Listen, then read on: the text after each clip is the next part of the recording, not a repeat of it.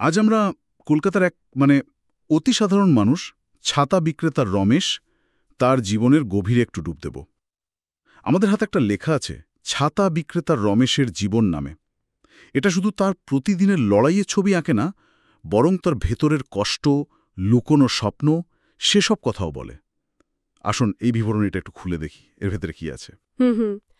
এই গল্পটা দেখুন আপাতদৃষ্টিতে হয়তো একজনের, কিন্তু আসলে কলকাতার এই যে কর্মব্যস্ত জীবন, তার আড়ালে যে কত মানুষ, কত নীরব অস্তিত্ব, তারই একটা প্রতিধ্বনি। এখানে আমরা দেখতে পাব খুব সাধারণ জীবনের মধ্যেও কত গভীর আবেগ, কত না বলা কথা লুকিয়ে থাকে। লেখাটা আমাদের একটা বেশ কঠিন বাস্তবতার সামনে এনে দাঁড় করায়, যা একই সঙ্গে মন ছুঁয়ে যায়, আবার ভাবায়ও। ওই যে নিরন্তর একটা অর্থনৈতিক চাপ, আর এই সব কিছুর মাঝেও টিম করে একটা আশার আলো তো জ্বলে। এই সব দিকগুলো একটু খুঁটিয়ে দেখা, এর ভেতরের অর্থটা বোঝার চেষ্টা করা। বিবরণীটা শুরু হচ্ছে একেবারে ভোরের আলোয়। রমেশ বছর ৪২-এর একজন মানুষ, লিলুয়া থেকে রোজ সকালে হাওড়াগামী লোকাল ট্রেনে ওঠেন। লেখক খুব পরিষ্কার করে বলছেন, তার দিনটা শুরু হয় কোনো দারুণ স্বপ্ন দিয়ে নয়, বরং কাঁধে চেপে থাকা এক গাদা দায়িত্বের বোঝা নিয়ে। ওই দৃশ্যটা একবার ভাবুন তো, ভিড়ে ঠাসা একটা কামরা, অফিস যাত্রী, স্কুল কলেজের ছেলেমেয়েরা, তাদের ঠেলাঠেলির মধ্যে কোনো মতে জানালার ধারে একটু দাঁড়ানো। মুখে এসে লাগছে ভোরের ঠান্ডা হাওয়া, আর হাতে একটা টিফিন বাক্স। লেখক বলছেন, ওটা নাকি তাকে মনে করিয়ে দেয় দূরে অপেক্ষায় থাকা তার পরিবারের মুখগুলো। এই শুরুটাই যেন, কি বলবো, পুরো দিনের সুরটা বেঁধে দেয়। ঠিক, এই সকালের যাত্রাটা, এটা তো শুধু এক জায়গা থেকে অন্য জায়গায় যাওয়া নয়, এর মধ্যে আসলে অনেক কিছু জড়িয়ে আছে। ট্রেনের ওই ভয়ানক ভিড়, জানালার ধারে কোনো মতে একটু দাঁড়ানোর জায়গা পাওয়া, এটা শুধু তার রোজকার রুটিন না, এটা তার ব্যক্তিগত যে পরিসর, তার আরাম, সেটা রোজ বিসর্জন দেওয়ার একটা গল্প। প্রতিদিন সকালে এই যুদ্ধটা তাকে করতে হয়, শুধু কাজের জায়গায় পৌঁছানোর জন্যে। আর ওই টিফিন বাক্সটা, ওটা শুধু খাবার তো নয়, ওটা একটা চলন্ত প্রতীক, পরিবারের প্রতি তার যে দায়বদ্ধতা, তার ভালোবাসা, আবার একই সাথে কাঁধে চেপে থাকা ওই বিশাল দায়িত্বের বোঝা। এই যাত্রাটা তার জীবনের একঘেয়েমি ছবি তো বটেই, কিন্তু তার চেয়েও বেশি করে এটা একটা মানে অনিবার্য বাস্তবতা, যা তাকে রোজ মুখ বুজে মেনে নিতে হয়। দেখুন, শহুরে জীবনে এমন লক্ষ লক্ষ মানুষ প্রতিদিন নিজেদের সময়, স্বাচ্ছন্দ্য এভাবেই তো বিলিয়ে দেন শুধু টিকে থাকার জন্যে। হ্যাঁ, একদম। এই যাত্রাটা যেন তার গোটা জীবনটারই একটা ছোট সংস্করণ। এরপর ৯টার মধ্যে রমেশকে আমরা কোথায় দেখছি? হাওড়া বাজারের কাছে একটা সরু গলিতে তার বহু পুরনো ছাতার দোকানের ঝাঁপটা খুলছে। দোকানের ভেতরে নানান রঙের ছাতা থরে থরে সাজানো। বিবরণীতে লেখা আছে যেন ফুটে থাকা ফুল। কিন্তু কিন্তু সেই রঙের ওপর একটা হালকা ধুলোর আস্তরণ। ঠিক, এই ধুলোর আস্তরণটা অনেক কিছু বলে দেয়। লেখক আবার দোকানের ভেতরের কিছু শব্দের কথাও বলেছেন। ওই কাপড় দিয়ে তাক ঝাড়া শব্দ, পুরনো কাঠের তাকের ক্যাচ ক্যাচ আওয়াজ, এই ছোট ছোট ডিটেলসগুলো পরিবেশটাকে একদম জীবন্ত করে তোলে, তাই না? হ্যাঁ, দোকানের এই ছবিটা খুব গুরুত্বপূর্ণ। একদিকে দেখুন নানা রঙের ছাতার সম্ভার, যা হয়তো বৃষ্টির দিনে বা রোদে একটা সাময়িক আশ্রয় দেবে। কিন্তু অন্যদিকে ওই ছাতাগুলোর ওপর জমে থাকা ধুলো, এটা তো শুধু আক্ষরিক ধুলো নয়, এটা যেন রমেশের নিজের জীবনে জমে থাকা ক্লান্তি, অপ্রাপ্তি আর এক ধরনের স্থিবিরতার প্রতীক। এখানে পণ্যের যে আপাত চাকচিক্য আর বিক্রেতার জীবনের যে কঠিন বাস্তবতা, তার মধ্যে একটা তীব্র বৈপরীত্য ফুটে উঠছে। বৈপরীত্য। আর এই বৈপরীত্যটা শুধু রমেশের নয়, হয়তো এই ধরনের ছোট ব্যবসায় জড়িয়ে থাকা অনেকেরই জীবনের ছবি এটা, যেখানে পণ্যের জেল্লার আড়ালে চাপা পড়ে যায় বিক্রেতার প্রতিদিনের লড়াই আর হতাশা।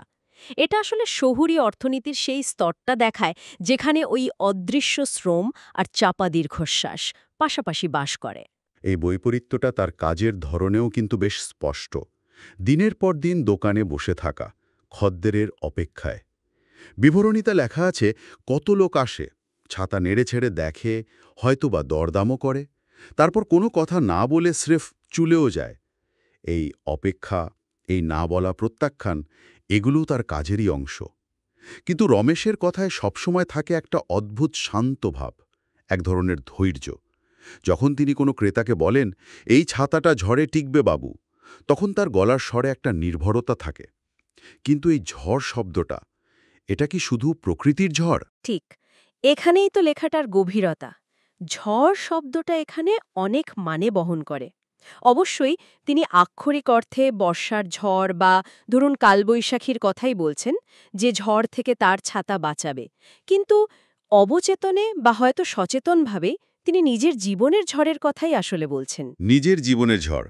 হ্যাঁ, ছেলে মেয়ে স্কুলের মাইনে, মায়ের চিকিৎসার খরচ, বাজারের ওই আকাশ ছোঁয়া দাম, এই সবগুলোই তো এক একটা ঝড়, যা সব সময় তার ওই সামান্য আয়ের সংসারে আছড়ে পড়ছে।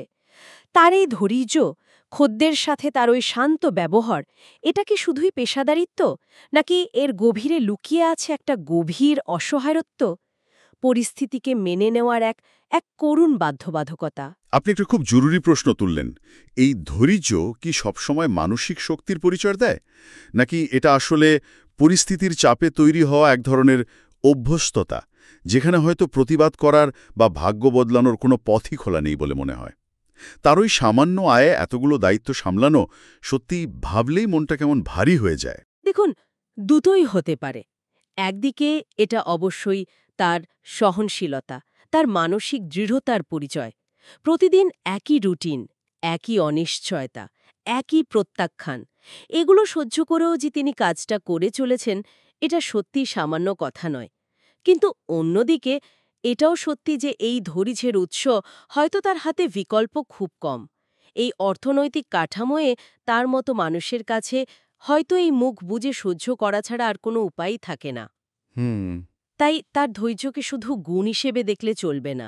এটা তার সামাজিক আর অর্থনৈতিক অবস্থানের ফলও বটে। তার এই টিকে থাকা যা একটা নীরব, একদম ব্যক্তিগত লড়াই, যার সাক্ষী থাকে শুধু ওই সরু গলিটা আর ধুলোমাখা ছাতাগুলো। এখানেই গল্পের আসল ট্র্যাজেডিটা লুকিয়ে আছে। দিনের শেষে এই লড়াইয়ের ছবিটা লেমা আরও করুণ হয়ে ওঠে। সন্ধ্যায় দোকান বন্ধ করে যখন তিনি বাড়ির পথে রওনা দেন, সারাদিনে দাঁড়িয়ে থাকার ক্লান্তি শরীরটাকে যেন ভেঙে দিতে চায়। বিবরণীতে লেখা আছে, শরীরে ভীষণ ব্যথা নিয়েও তাকে আবার সেই ভিড়ের ট্রেনের দিকেই হাঁটতে হয়। হয়তো ট্রেনের জানলায় বসে বাড়ি ফেরার পথে তিনি কখনো দেখেন অস্তগামী সূর্যের আলোয় হুগলি নদীর জলটা ছিকছিক করছে। আর ঠিক সেই মুহূর্তেই, খুব অল্প সময়ের জন্যে হয়তো, তার মনে একটা স্বপ্নের আনাগোনা হয়। যদি একদিন তার নিজের একটা ছোট্ট স্টল হয়, যেখানে তার নিজের নামের লোগো লাগানো ছাতা বিক্রি হবে। এই স্বপ্নটার দিকে তাকালে অনেক কিছু বোঝা যায়। এটা তো কোনো আকাশ ছোঁয়া স্বপ্ন নয়, তাই না? খুব সাধারণ, খুব আটপোড়ে একটা ইচ্ছে, নিজের একটা ছোট দোকান, নিজের নামে একটা পরিচিতি। এই স্বপ্নটা তার বর্তমান অবস্থান নিরিখে খুব তাৎপর্যপূর্ণ। সারা দিন অন্যের দোকানে কাজ করা, অন্যের জিনিস বিক্রি করা মানুষটা নিজের একটা পরিচয় চায়, নিজের একটুখানি জায়গা চায় এই বিশাল পৃথিবীতে। নিজের নামের ছাতা। হ্যাঁ, নিজের নামের ছাতা, এই কথাটার মধ্যে একটা আত্মমর্যাদার আকাঙ্ক্ষা লুকিয়ে আছে। নদীর ওই শান্ত, সুন্দর দৃশ্য আর এই ছোট্ট স্বপ্ন, এটা তার কঠিন, নিরস বাস্তবের সঙ্গে এক অদ্ভুত বৈপরীত্য তৈরি করে। এটা যেন মরুভূমির মধ্যে এক ফোঁটা জল। এই স্বপ্ন তাকে পুরোপুরি মুক্তি দেয় না হয়তো, কিন্তু পরের দিনের লড়াইয়ের জন্য কিছুটা শক্তি দেয়। একদম, হয়তো কিছুটা শক্তি দেয়। এটা আশার চেয়েও বেশি করে বাঁচার ইচ্ছের প্রতীক। এই ছোট স্বপ্নটুকুই হয়তো তাকে চালিয়ে নিয়ে যায় রোজ। লেখাটি শেষে এসে লেখক একটা খুব শক্তিশালী চিত্রকল্প ব্যবহার করেছেন। তিনি বলছেন, যতদিন না ভালো দিন আসছে, রমেশ এভাবেই হেঁটে চলেন, ছাতা বিক্রি করে চলেন, আর কোনো মতে বেঁচে থাকেন। কারণ ঠিক যে ছাতাগুলো তিনি বিক্রি করেন, সেগুলোর মতোই তাকেও জীবনের সব ঝড়, বৃষ্টি, রোদ, ঝড়াপাতা নীরবে সহ্য করতে হয়, অপেক্ষা করতে হয় রোদ ঝলমলে একটা দিনের জন্য। এই তুলনাটা, এটা অসাধারণ এবং খুবই মর্মস্পর্শী। ছাতা যেমন বাইরের ঝড় থেকে মানুষকে বাঁচায়, তেমনি রমেশ নিজেও জীবনের হাজারো ঝড় একাই সামলাচ্ছেন। কিন্তু পার্থক্যটা হলো, ছাতা একটা জড় বস্তু, আর রমেশ একজন রক্তমাংসের মানুষ, যার কষ্ট হয়, যন্ত্রণা হয়।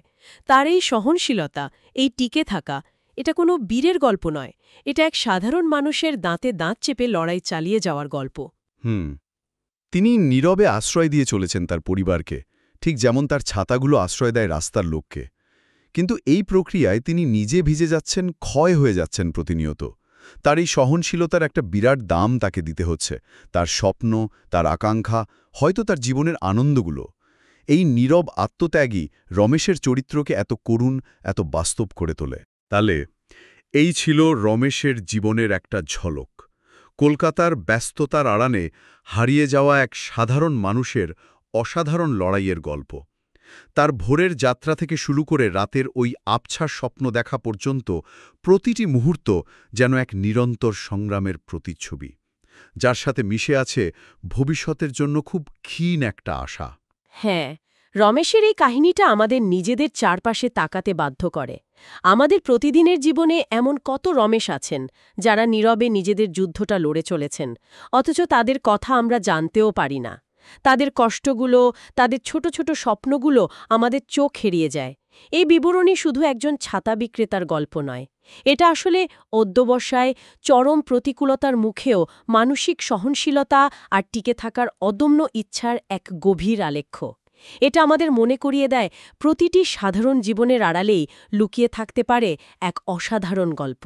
এই আলোচনা শেষে একটা প্রশ্ন হয়তো আমাদের সবার মনেই থেকে যায়।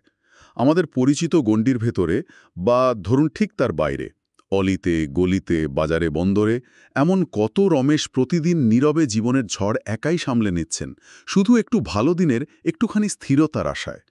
তাদের গল্পগুলো হয়তো কখনো লেখা হয় না, খবরের কাগজের শিরোনাম হয় না, কিন্তু তাদের এই নীরব উপস্থিতি, তাদের এই নিরন্তর লড়াই, এটাই কি আমাদের সমাজের ভিত গড়ে তোলে না? তাদের দিকে একবার ফিরে তাকানোর প্রয়োজন হয়তো আমাদের আছে।